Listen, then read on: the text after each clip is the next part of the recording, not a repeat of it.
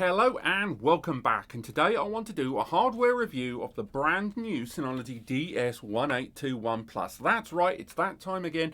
Synology have released a new 8-bay device. It's not the first solution they've released this year, but I do think it will be the last. Recorded now towards the closing stages of December 2020, this is the last solution that we're seeing them release for this year. Now, obviously, the 2020-2021 range has not completed, so there still may be more to come from this brand in the early stages of next year. But let's talk about this 8-bay. Let's talk about what we like, let's talk about what we don't like, and ultimately, let's find out if this device deserves your data. So, what do we know about this device so far? Well, it is the follow-up to the popular 8-bay Plus series from Synology. Now, they revisit this range every 2 to 3 years. We've been covering this particular style and tier of Synology solution all the way back since 2011 or 12. The 1811, the 1813, the 1815, the 1817, the 1819 and the 1821. Have you noticed a pattern there? Of course you did. 8-bays from Synology is one of their earliest successes, and with the release of this 8-bay series originally arriving with Intel predominantly as their processor of choice, it has become this lovely little middle ground for SMB users or small, medium business, as well as prosumers too, to take advantage of a decent bit of hardware, a decent bit of capacity, and arriving at a price tag that, for a business user, wasn't the end of the world, arriving with 3 years of manufacturer's warranty and a price tag that's about 800, 850 without tax and including tax, closer to £1,000, depending on where you are in the world and your tax codes, of course. This device does seem, more than double the price of maybe the likes of a 920, a 4-bay series there. So does this device justify that price tag? Now, we did talk about the the 1621 a couple of months ago when that was launched, and I will highlight, if you have watched that review prior to this, you are going to hear a lot of things you've already heard, because the 1621 and this are really identical. If I had to show you what the 1621 looks like when looking at this, it looks a bit like this. Like that. It's just the same device, but with 2 less bays. Now, there are other things to bear in mind. Extra bays mean a higher density of storage, and therefore you can saturate the connections a great deal higher. You can fill up that bandwidth, and it does allow a lot of advantages in terms of overall capacity long term. Now, the CPU, as mentioned, they've upgraded to a Ryzen here. It is the V1500B, a quad-core 2.2 GHz AMD-based processor. It's Ryzen embedded server-grade processor there, so it's very, very efficient, but it doesn't have embedded graphics inside. That's not on board. Now, I think it is a big, big jump from that of the Atom that came before, but there's no avoiding that a number of us looking at Synology's more recent 1621xs, which, with a price tag knocking around at, 1,1600 quid, did arrive with a Xeon quad-core and did arrive with 10 GBE. This doesn't have that.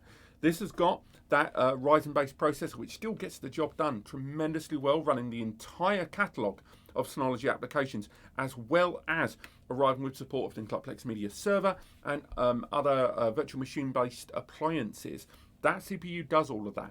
On top of that, it arrives with support of ECC DDR4 memory with 4 gig by default, and it can be upgraded all the way to 32 gig of official Synology ECC DDR4 memory. Now, ECC, or error code correction memory, is memory that when data passes through it, it checks before and after, and if there are irregularities, it heals itself. It avoids things like bit rot and stuff like that.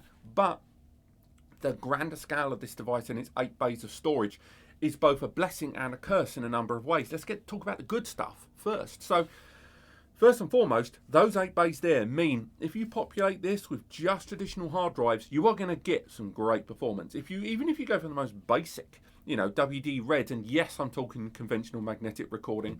If you do populate this with standard class WD RED drives, you're going to saturate a 10G connection if you install a card inside easily. On top of that, there is the added benefit of M2 Nvme caching. If we remove some of these bays, remove those there, you can see that this device embraces those Nvme SSD caching bays, those 2 little slots there in the background there.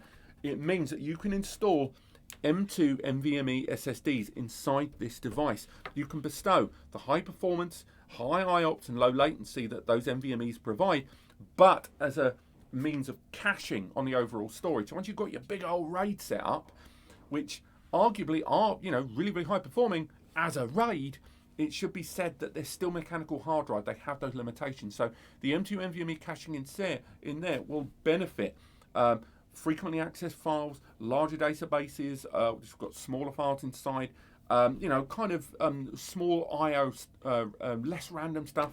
On top of that, you've got the benefits of shared drives if you are going to be utilizing this as kind of a migrated alternative from the likes of Google Drive, Dropbox, that sort of thing, and shared drive activities. The SSD caching will be a huge benefit there, but just you're not going to see that in multimedia really, so bear that in mind. Now, labouring on that subject of storage, we can talk about the fact that this supports Synology Hybrid RAID. That's right, this device does support the ability to have mixed drives in your RAID environment, which on day one, I can imagine a number of you going, who cares? There's no way I'm putting mixed drives inside that on day one. Are you mad? Normal RAID, if you were to install this device with half or even fully populate it with, say, 10 TB drives, will not allow you later on, when that capacity is filled, to introduce new drives one by one. Normal RAID configurations like RAID 5 will only see every single drive as the smallest available drive. So if you had one 10 TB drive and you replaced all of the others with 20 TB drives a few years from now, it will only see them all as 10 TB each.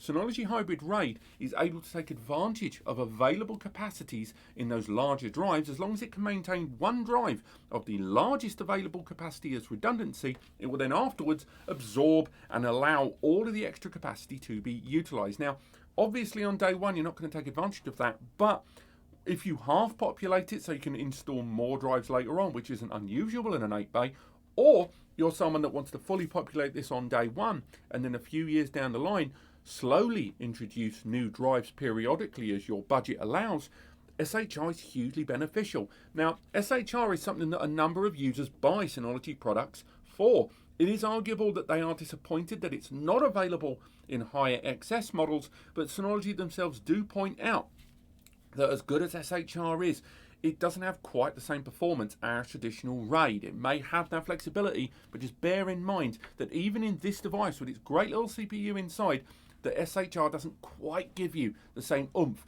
as traditional RAID. Now, it is worth highlighting while we're talking about storage, we can talk about the file system Btrfs. This does arrive with support of Btrfs as its file system of choice. You can put ext4, but Btrfs with faster shared folder recreation, lower resource consumption with background snapshots, and file self-healing akin to what we talked about earlier on with error co-correction memory. These are all great benefits on this system and something that Synology's range of applications really do take advantage of. But going back to the things about storage that you may not like, that may be a bit of a curse, this is a metal chassis. Bear that in mind. So if you are going to fully populate this device, you should bear in mind that metal chassis, if you use noisier hard drives, will amplify things that little bit. And if you are going to be in close proximity to this device, you are going to pick up on that noise. Case in point, as this is an 8-bay, whether you are looking at WD Red Pro or UltraStar drives, or you're looking at Seagate Iron Wolf Pro or Exos drives, know that pretty much all hard drive brands out there agree that in a server arrangement, the minute you reach 8 bays, you should look at more enterprise grade hard drives, ones that are designed for larger heat, larger vibration, and ultimately larger interaction in those RAID configurations as well, with lots of activity at once. Consequently, if you were to follow those guidelines, this is a device that on day one you're going to populate with enterprise drives, and that metal chassis will amplify that noise just that little bit. So bear in mind, if you are going to be in close proximity to an 8-bay like this, you're going to hear it. You can hear those clicks, hums and whirs, and the device will go into standby, will go into idle. It'll only do those things when it's being accessed, but there's no avoiding that factor, and it's something about the metal chassis that people continuously, year on year, seem to forget. But a metal chassis does have other advantages. Heat dissipation on this device is taken care of very, very well. And again, with that lovely vented design there on those sides, where Synology have got that dust mesh filter there, with air being able to pass over all of the storage bays inside there, you can probably make it out. The fans directly mounted behind the SATA connections for each of those storage drives, is also a massive plus too. It maintains internal temperatures exceedingly well, and the device's fans, although adjustable automatically, in case there is a bit of a hum or click or whir of those drives and the hard drives annoying you, it is recommended you leave them be, because this system works at its best when the temperature is nice and low, and fiddling with those fans in the settings, which of course you can do, may affect performance long term. Now, we've talked about the M2 Nvme caching inside. We've talked about those hard drive bays there, and it is worth highlighting that these trays are plastic click and load. They are spring loaded as well, and of course they have got a lockable item there on the end. The accessory box, I should mention as well, does arrive with keys for those trays. If we have a look at the accessories real quick, we've got the keys there for locking each of the individual bays. We've got two Cat5e LAN cables, so RJ45. We'll touch a little bit more on LAN connectivity later on. We've got screws for 2.5-inch media, because you may have noticed those trays have also got 2.5-inch screw holes there. But traditional hard drives go in really, really easily. You just pull the clips off either side, put that there, you grab your hard drive, you put the drive inside, click it shut, and there you go. The tray goes real easy around the drive, and there you go. Your hard drive is installed, nice and easy. Shouldn't really shake a drive like that, and they slot straight in. Simple as. And again, this system does run with even a single hard drive inside. What a waste. But it's nice to know you have that flexibility, that you can part populate on day one and then take advantage of those extra bays and of course Synology Hybrid RAID to do more later on. Now, also we've got a UK mains lead, because this is an internal PSU NAS. It's got a 250 watt PSU that isn't just supplying power to those hard drives and the fans. That would be amazing overkill. There's a couple of other bits and bobs inside this device worth talking about. On the base, we have got here a little panel here, and that's got those two SODIMM DDR4 slots there. The system arrives with DDR4 ECC memory, but it's worth highlighting you don't have to use ECC, but they use ECC in this. So if you're going to pair a memory module with this, it's strongly recommended that you go for Synology's own memory inside there and to stick with ECC memory inside. Also, I didn't touch on it earlier on, this device does have 3 years of warranty, but it can also be extended up to 5 years if you really care about warranties and want the company to back you in case something goes wrong later on. That is an option open to you. Now, the system, there is also a USB port there on the bottom. We'll talk a little bit more about USBs in a sec, but let's have a look at the rear of this device. Now, as you see there is a lot of room being taken up by those fans. Those fans take up the lion's share of what's inside this device. And again, the rest of it wrapped around it is quite well presented. For a device that is largely cooling, there's a lot going on down here. For example, we've got those two eSATA connections there on either side, and they allow you to connect the DX517 expansion device. 5 bays in the DX517, and you can attach one here via eSATA 6 gig connection and another one over here via another connection on the other side. Now, that is another area of contention for me on this device, and again, this is something, once again, not a day one concern. This is a day 1000 or 2000 concern. But adding the 5-bay expansion, it has its own power supply and it's connected via eSATA, but Synology does have a 12-bay expansion. There is the 12A DX1215, and that is a 12-bay external SAS connector that goes into here. But I say into here, it's not supported by this device. You can't connect it to this. Now, a number of us who like to scale up these devices, it was one of the reasons people quite liked the DS2419, because then it was a 12-bay that you could add another 12 bays on. This is an 8-bay that allows you to add 10 more drives on at 350 to 400 odd quid a pop for each of those expansions, and they're JBOD as well.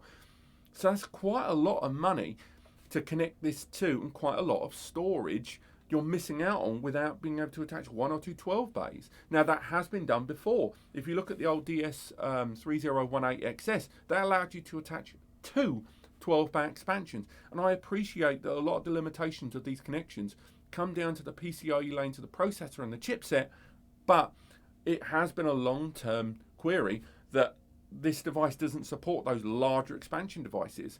And to have an 8-bay that can only be expanded by 10 drives, only a fraction more than it has by default, and you need to have 2 main power support supplied boxes external to this device, expandability on this has always seemed a bit fragmented as far as the 8-bay range is concerned, something that's a weird jump, and maybe Synology should look into a mid-range expansion between the 5 and the 12 that is supported. But, que sera, sera.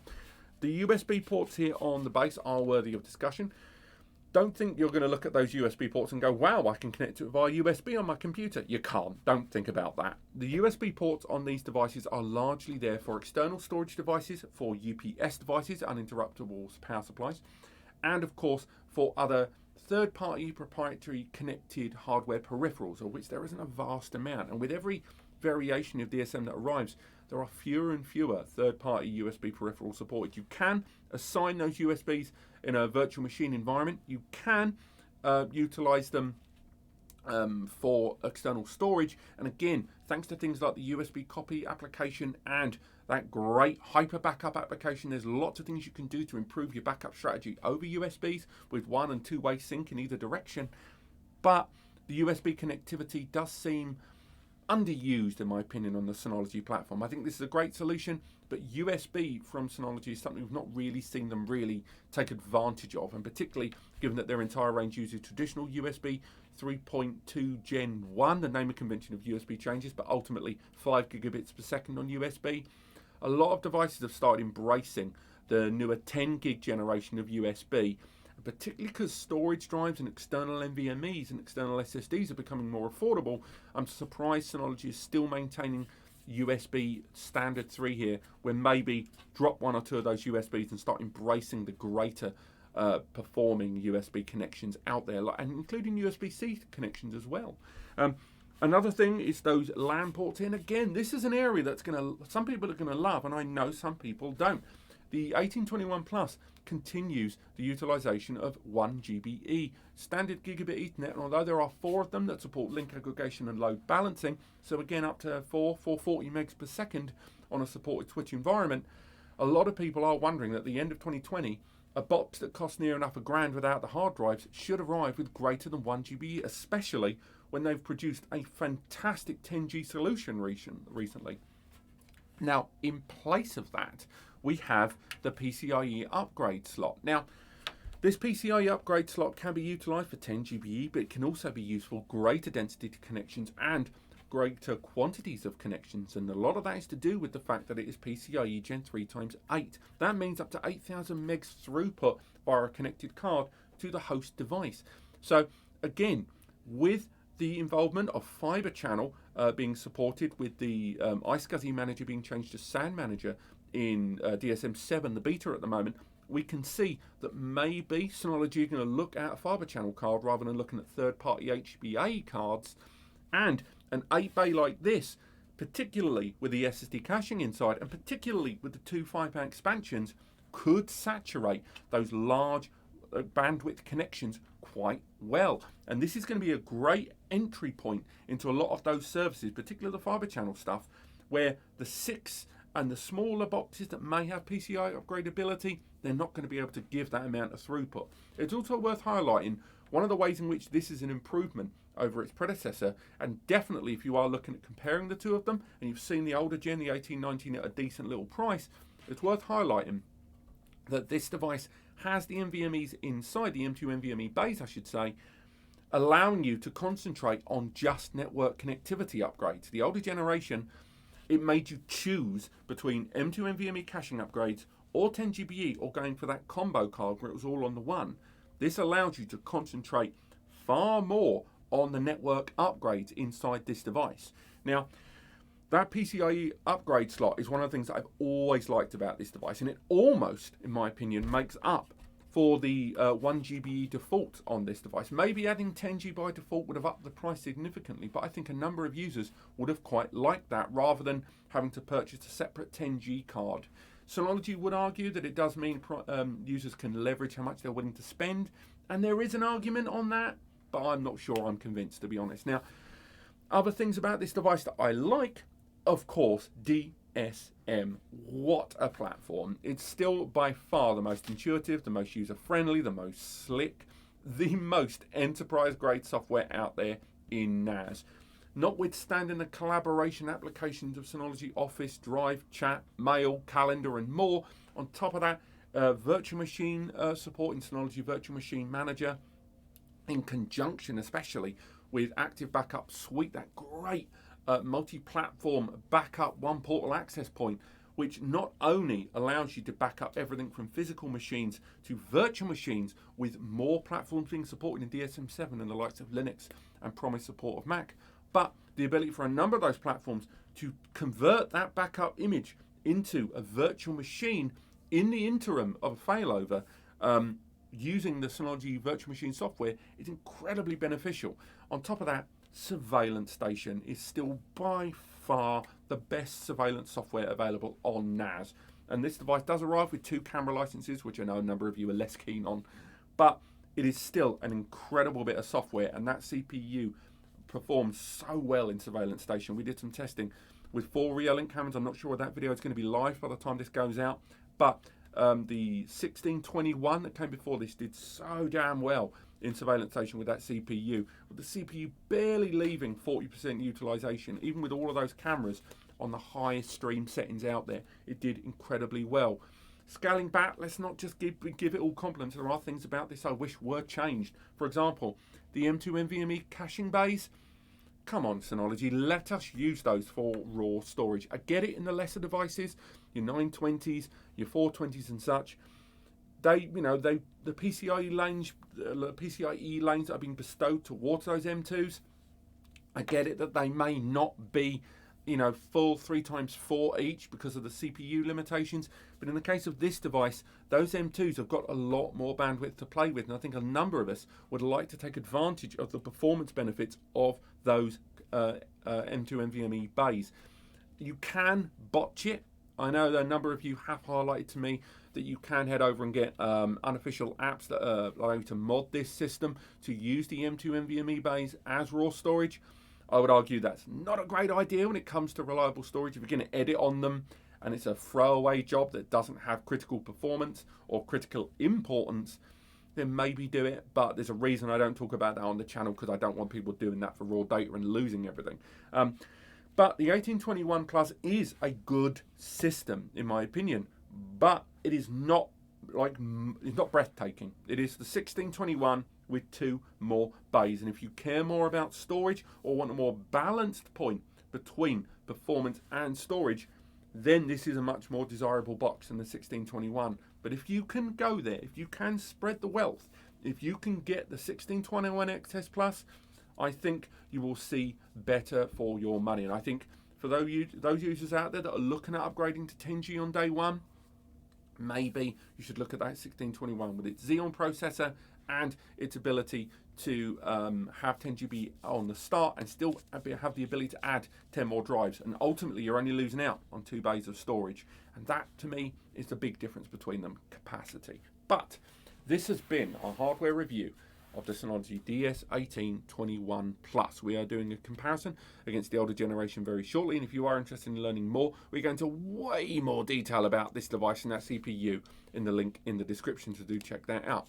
Of course, if you enjoyed the video, click like. If you want to learn more, click subscribe. And of course, if you are interested in getting hold of one of these bad boys and you want to learn whether it suits your system and you need your handheld a little bit, visit the guys at span.com. The data storage experts, they've been in the biz for nearly 30 years. Free pre and post sales tech support. They will hold your hand every step along the way, and they'll help you make sure you have a solution that suits your needs. Yes, it's a plug, but it doesn't mean it's not true. I will see you next time.